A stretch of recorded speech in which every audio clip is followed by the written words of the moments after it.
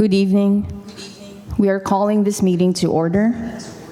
I'm going to call the roll. Beasley Stansberry is absent, excused. Bundy? James? Long? Thank you. Next is a Pledge of Allegiance.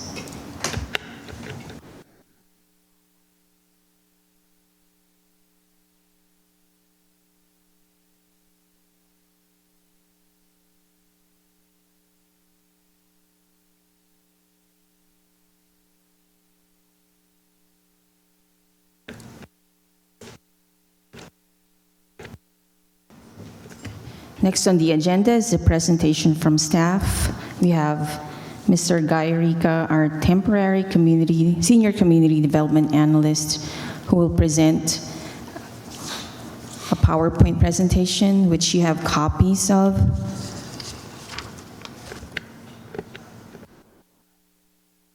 Okay.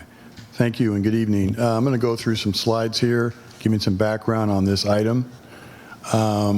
First slide shows the points I'm going to cover in the presentation. Next slide, please. So the background, the governing document for the allocation of our CDBG and home funds each year is a 5-year consolidated plan. This is a document that's required by HUD that the city prepares, and the current plan covers the period July 1 of 2020 through June 30th of 2025. And this is a required document, as I said, and it keeps the city eligible to continue to receive community development funding and other housing funds from HUD. And the plan essentially is kind of a big needs assessment. It's got a lot of statistics, a lot of data about housing need, and we are required to analyze and identify what are the priority affordable housing needs in Vallejo, what are the priority needs of the homeless population, what are the priority needs of populations in the community with special needs, and we also need to talk about what are the highest priority community development needs. In the needs assessment and analysis section, we have to go into some detail about the characteristics of the housing market in Vallejo and the existing housing stock. This is not that much different from the kind of information you would see in a city's housing element. An assessment of affordable housing need, and a description of the resources, the funding we expect will be, we project will be available during the life of the consolidated plan. In the plan, we also have to identify what are the top priority groups in terms of their need for assistance, particularly in the area of housing. And the City Council and the plan establishes these 4 groups in this order of need. Very low and low income renters. Second highest needs group is homeless persons. Very low and low income first time home buyers, and persons who are not homeless but who have special needs, including people living with HIV/AIDS, severe mental illness, and substance abuse addictions. In terms of the ongoing community development or sort of non-housing needs we've identified, we prioritize 3 in the plan. The need for basic and comprehensive public improvements in the neighborhood target areas, the installation of curb ramps throughout the city, and providing social services to extremely low and very low income persons primarily to meet their basic human needs. I want to review again, as we did at your last meeting, the calendar of events, the schedule of events, what we're following for this funding process that has been adopted by this commission and the City Council. Back in November and December of last year, the funding and application process and criteria was approved. The first week of January, the RFPs and applications were released to give nonprofit organizations the opportunity to apply for CDBG and home funds in the areas of social services and affordable housing.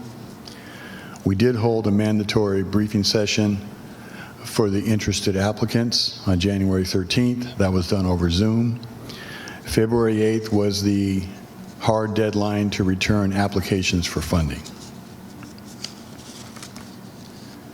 This month, we had the presentations by the agencies, which this ad hoc committee heard.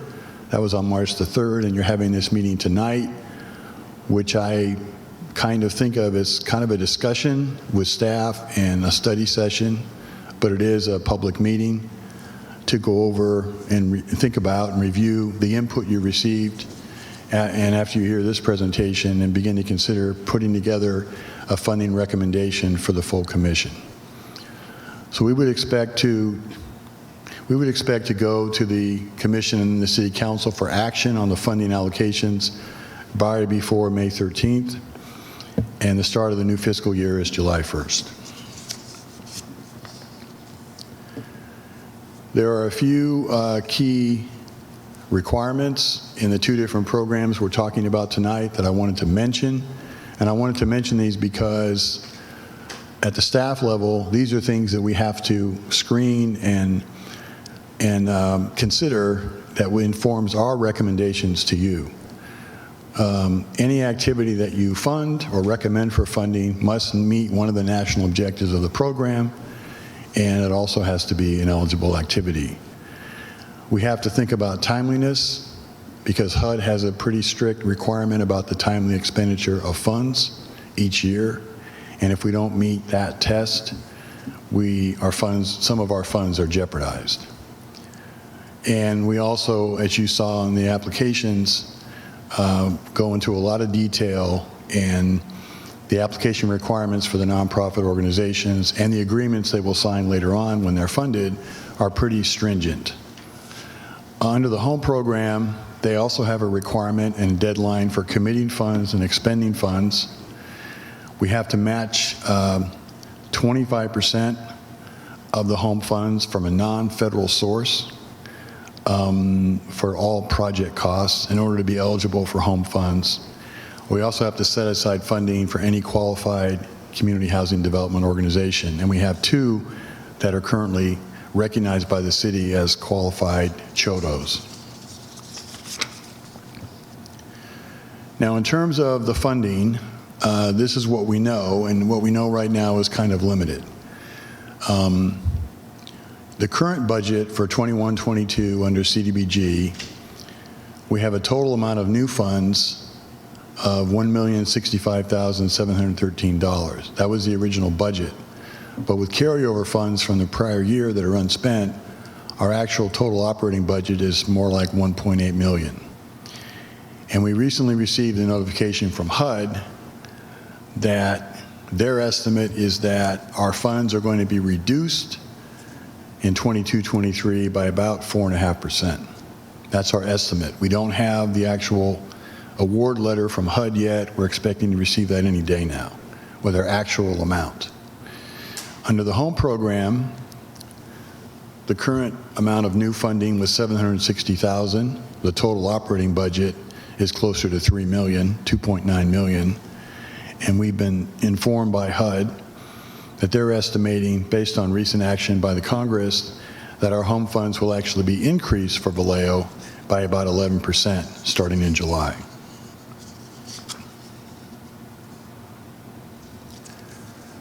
So I just want to list again on this slide the presentations that you received at your last meeting over Zoom.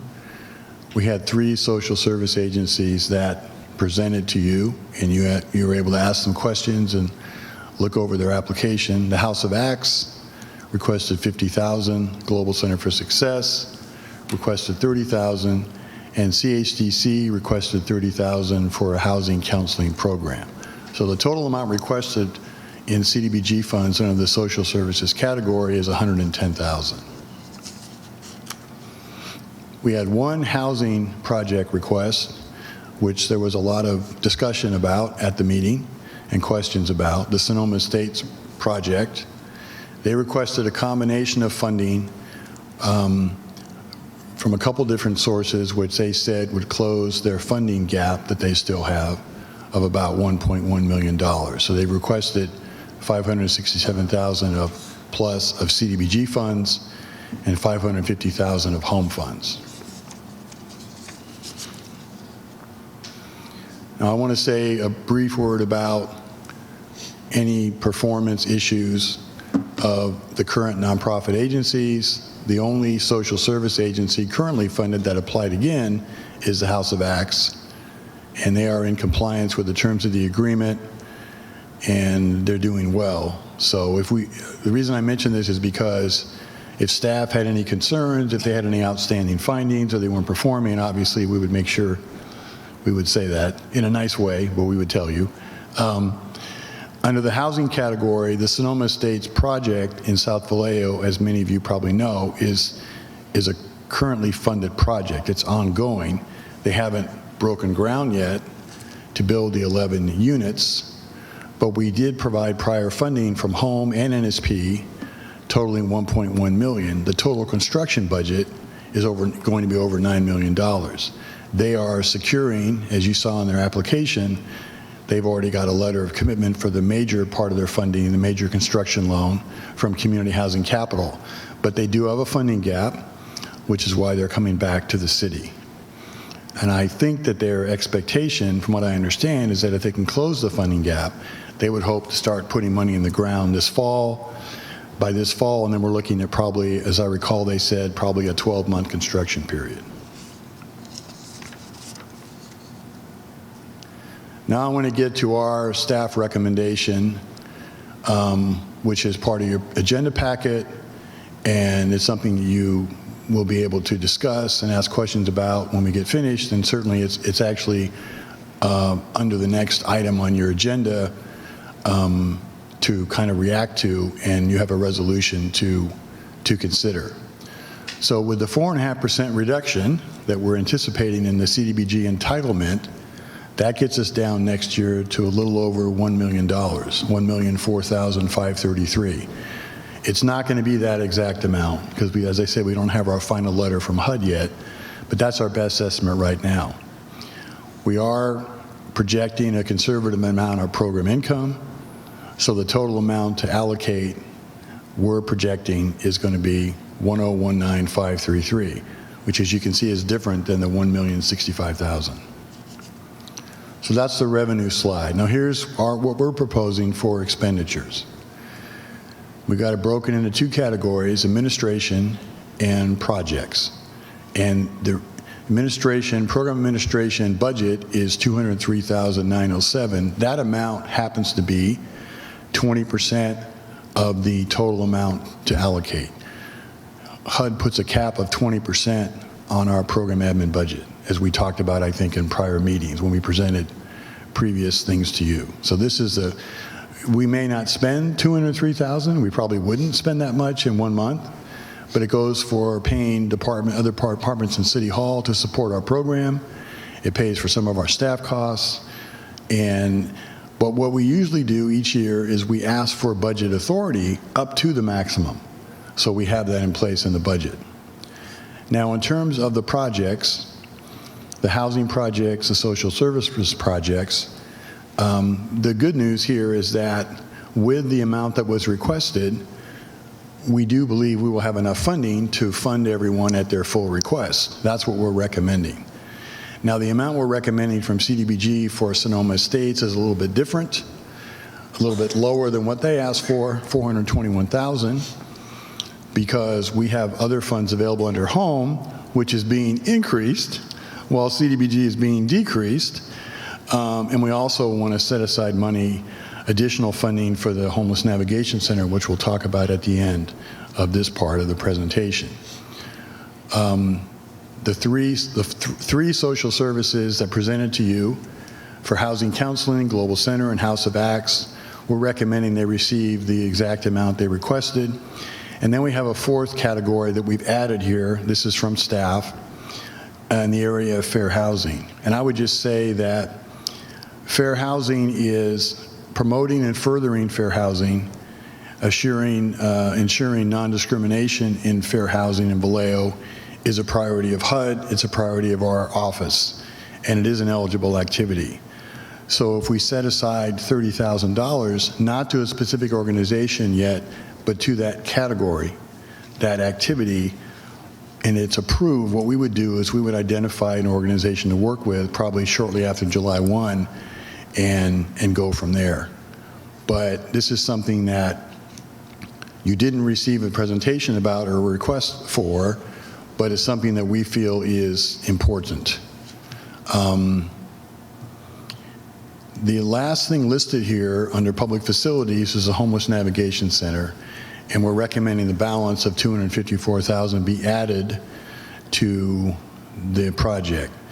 And the next slide I have goes in a little bit more detail about the current status of the navigation center project.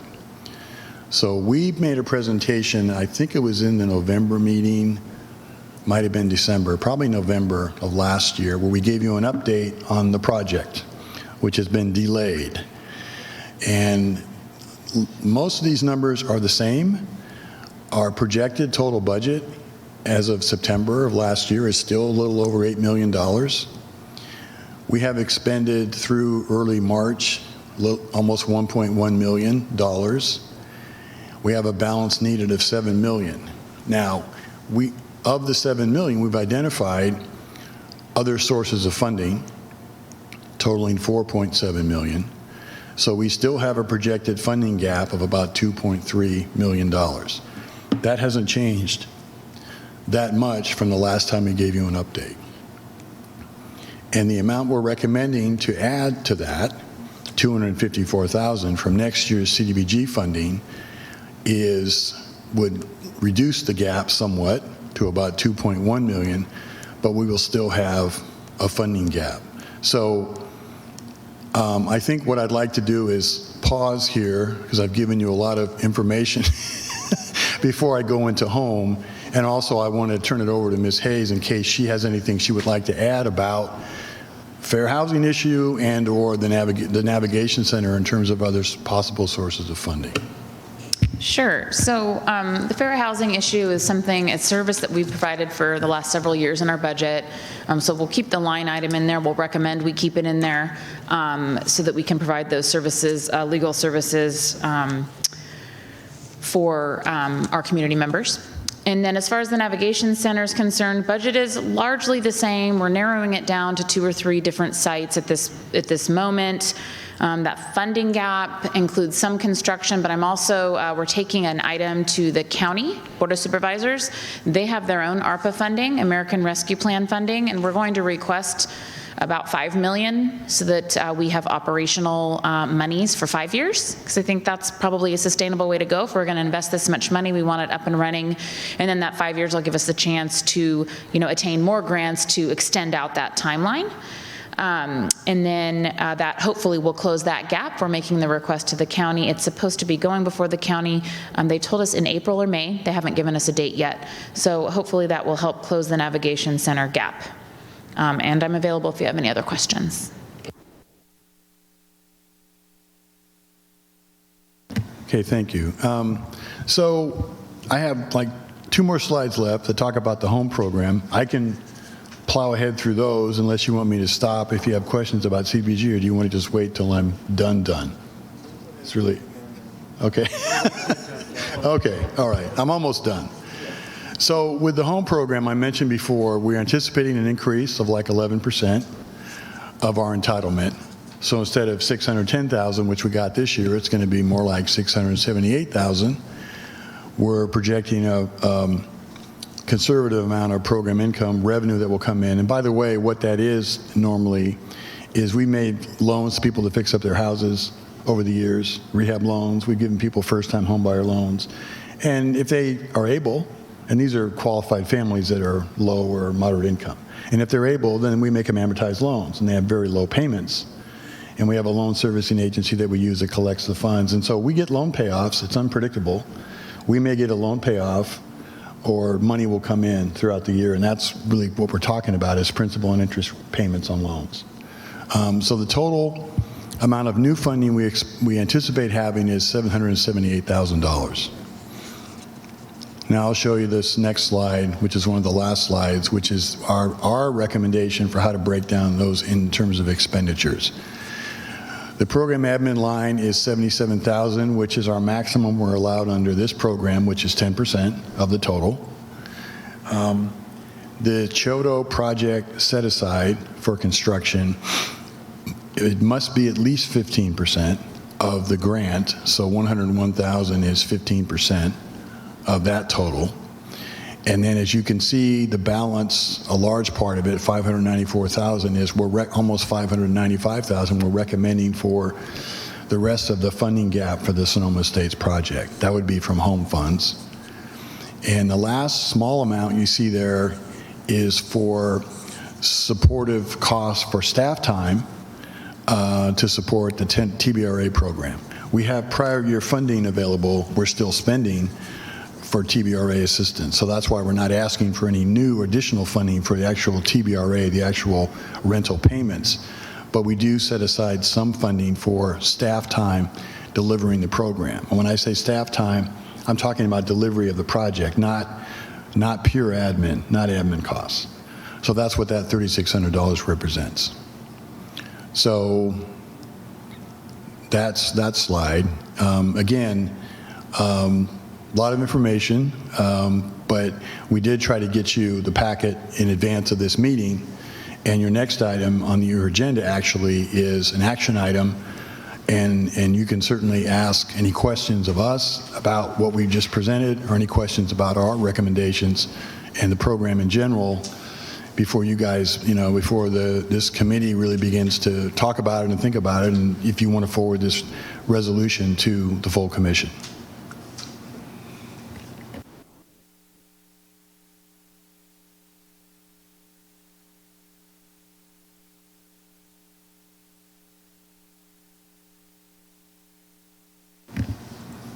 Any questions?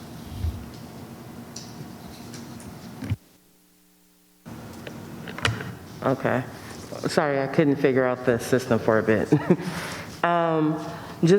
Do we have a housing element plan for the city of Vallejo? And is it available for us to see it? So yeah, I can answer that really quickly. We just started a process to update that housing element plan. So the city has a general plan, and that general plan regulates the entire city. And within that general plan, there are several elements, and the housing element is one of those elements. So there is an existing housing element currently in the general plan, which you can Google, it's online. We did just sign contracts and do the kickoff meeting for that housing element update. And we are doing that through Solano Transportation Authority. We're doing it as a regional effort. Instead of each city doing their own housing element update, we're actually doing it with the county and all the cities together, which is great. The first study session, for all of your information, first point of involvement opportunity, is April 18th. It's a joint planning commission and city council study session. So you're more than welcome to listen into that. You can attend or Zoom. And then we'll definitely bring a study session to the Housing Commission as well, to get their feedback and input separately. And very exciting, because we're going to be able to look at where we are with housing units currently, what our regional housing allocation plan needs allocation numbers are, which are 2,900 for the next housing cycle. And then looking at the vacant properties and the available properties that we have for housing, and then kind of trying to close that gap and get creative on what types of housing do we need, and how are we going to build it. So it's a really great process, and it's just kicked off, so perfect question. Good timing. Thank you. Thank you for that. And also, when we say low income and very low income, is there a way to provide like a specific AMI, or because understandably, as low income federal-wise is different from low income being within the Bay Area, and a household of 4 making $120,000 is considered low income. So when we're saying or speaking of these priority groups, what is considered low income, and does that information match? Yeah, the criteria is? I wish I had it with me. I don't have the chart with me, and I don't have it like memorized, but HUD about once a year, usually in the spring, updates the income guidelines, and it is specific to each geographic area. So the Vallejo Fairfield area, in terms of what they consider to be, and it's done by household size, so very low income in the federal speak is 50% or below the area median income. When we say low income, which HUD used to call moderate income, but now it's low income, is 51 to 80% of the area median income. The actual dollar amounts I don't have with me, but it does get increased a little bit each year. And obviously, what they show for that amount in Vallejo is going to be different than Santa Clara or something. Right. It is very different, or San Francisco. Okay.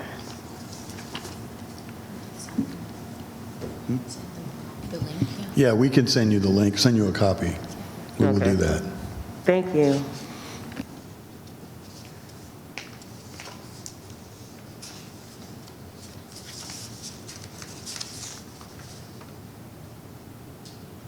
Any other questions or input? I know it's a lot of information to digest, so you can always take it home, read through it, and get back to us. What's our timing, Guy? Maybe next week? Well, we have this meeting scheduled. We don't have another meeting of this group scheduled. Once we have a recommendation on all the activities and the funding amounts, we need to put together a draft action plan, and we have to have a 30-day public comment period on that document. We haven't even written it yet. And so once we prepare a draft, we would probably not have it ready by the time the commission meets again, which is next week. So we're probably looking at the May 5th meeting of the commission. We'd want to have either the comment period underway by then, maybe in the middle of it, or maybe if ideally the comment period would be finished. So that's why we brought it to you tonight. Right. And we've actually got a recommendation that you take a vote on it tonight, and we've given you a resolution. And if you approve it, whatever you approve, that would be forwarded to the full commission for their vote, probably on May the 5th, and that will be a public hearing. What we usually try to do, if we can, is we take care of the public comment and public hearing requirements at the commission, and then it would go to the full council for the actual decision, which we're looking at May 10th, maybe even a little bit later in May at the latest. But that's our calendar. We're trying to work back as best we can from the May 13th deadline, which as far as we know is still our deadline from HUD to turn something in. That's why we're giving you a recommendation for action tonight as a committee.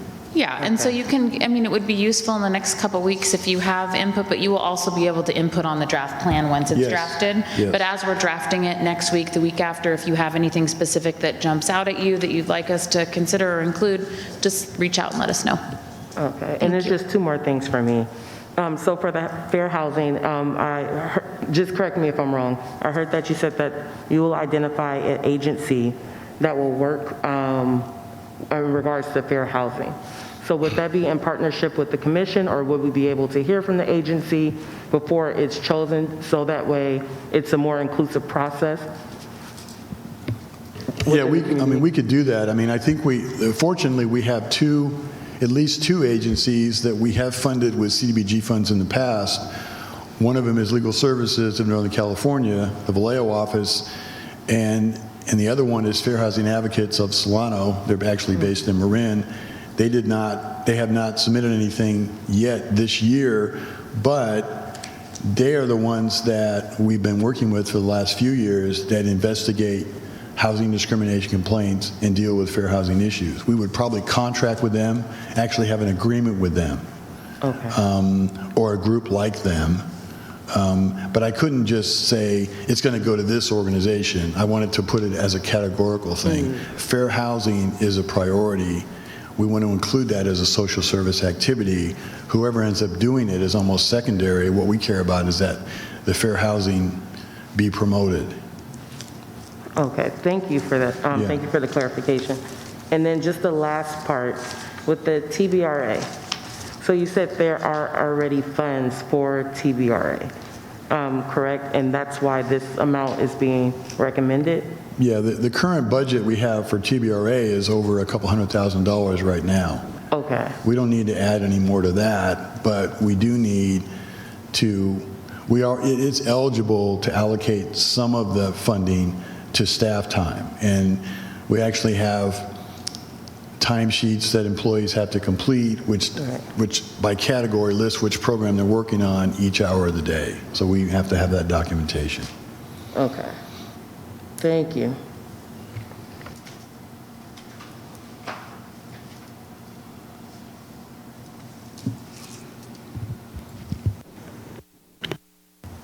So in the application process, this is maybe nitpicky, two of the organizations didn't have fully completed application packets. Have those materials been submitted?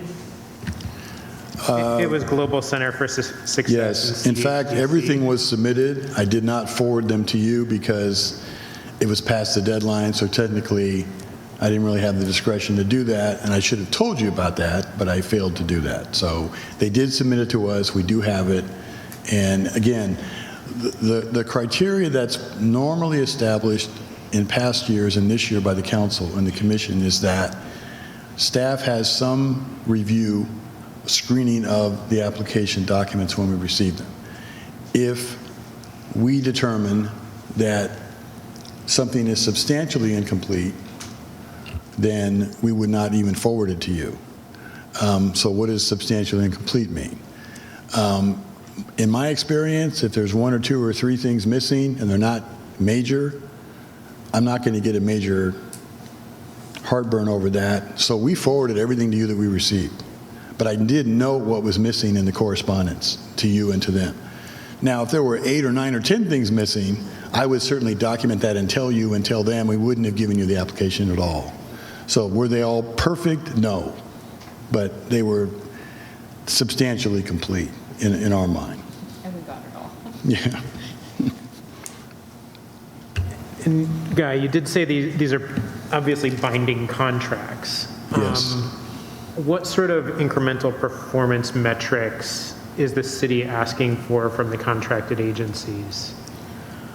Well, there's a standard agreement that a lot of it is federally driven, and it's essentially a performance-based contract where reimbursement is often, in the case of social services, based on the performance with deadlines. We can give you an example of an agreement to show you, but it's pretty stringent. It's very detailed. And we've recently updated it with the help of some HUD consultants. So I can't really think of anything that's not in there. It's very detailed, even for an allocation of 30,000 or 20,000. But they are written agreements, and we have requirements that they have a board of directors. I mean, it goes on and on and on. They have to have articles of incorporation, bylaws. We want to see a lot of the same things that you saw as part of their application if they were new or weren't currently funded are all itemized in the agreement. And a lot of that stuff we didn't ask an existing agency that's funded to turn in to us this time because we already have it, because we've monitored during the year, or we've already been out there and seen it. Copy of the most recent audit. I mean, there's quite a long list, but we can send that to you if you want to see an example.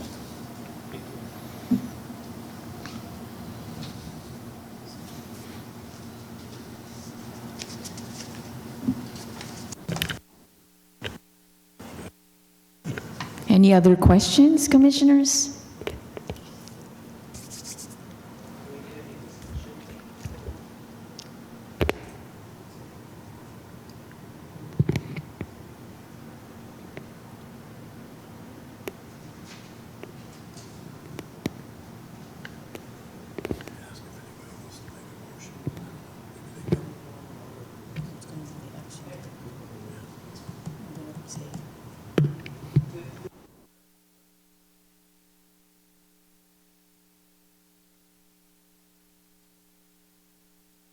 Sorry, the city has the funds. If we don't use the funds, they can be reclaimed, correct? Yeah, I mean, Vallejo is an entitlement city. We get funds directly from the HUD, not through the state, not competitive. We're automatically entitled to certain funding because we meet certain criteria. We have a certain population level, we have a certain age of our housing stock, there's all these different things that go into for example, the CDBG formula. But we have to apply every year. And to your point, we have to spend it down. If we do not, we lose it. So that's why a lot of times at the end of the year, if there's anything remaining or outstanding, we'll come back to you and we'll move it from one project to another, or we'll just make sure that we spend it all down. You know, that can affect future formulas. I talked to Congressman Garamendi's office today actually about funding and a potential increase in the home funding. So if you're not spending, then you know, it could impact future increases. So we definitely want to make sure that we allocate it and spend it and comply with all the federal regulations. So then from us, you would be looking for a motion to approve.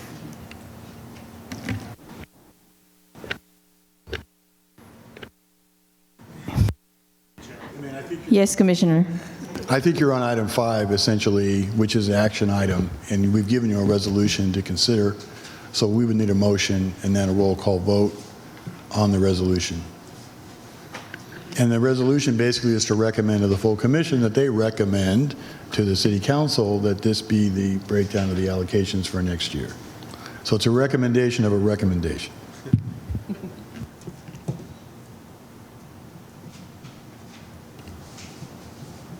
I'm going to make a motion to approve what Guy just said.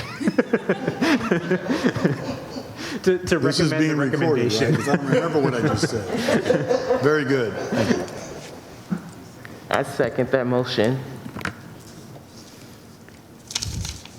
Okay. Bundy? Yes. James? Yes. Long? Yes. Thank you. Thank you. It's 6:37. The meeting is adjourned. Thank you, commissioners.